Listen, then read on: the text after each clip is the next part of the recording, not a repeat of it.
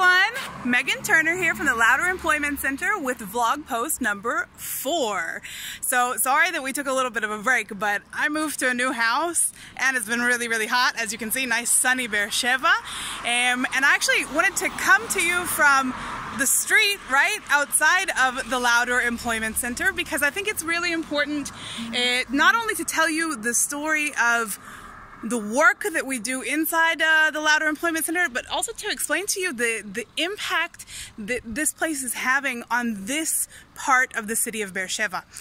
So just to give you guys some orientation, back here this is going to be Ronald Lauder's personal residence here in Sheva. This used to be just a very empty space, not like kind of a broken down old Turkish like the shell of an old Turkish building that has turned into a beautiful house, okay?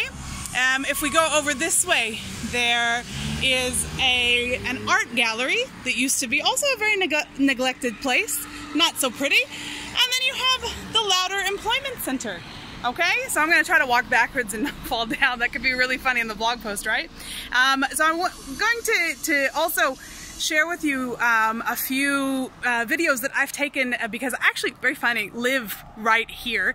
And so I've seen over the past 4 years the change that this place has brought to this part of the city.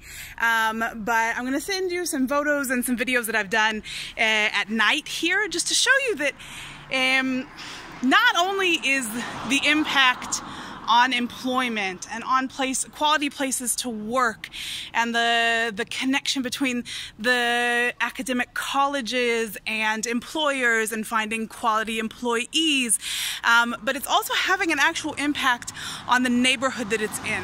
I'm going to tell you that 6 years ago, probably just before this place was established, people didn't want to live in the old city. There was a lot of crime. It was very dark, a lot of abandoned places. And now that there's this new life being breathed into it, you can really feel a difference. And it just makes me so proud of the work that we're doing because it's not only having an effect on people throughout the Negev and soon the Galil, but it's also just having an effect because we're good neighbors here in the old city. So I'm very proud of the work that we do, and I'll try to show you guys more of the building and just some of the beautiful things that you can see around here in this area throughout the next couple of weeks. Be well, stay cool, drink water, and we'll see you next time with vlog post number 5.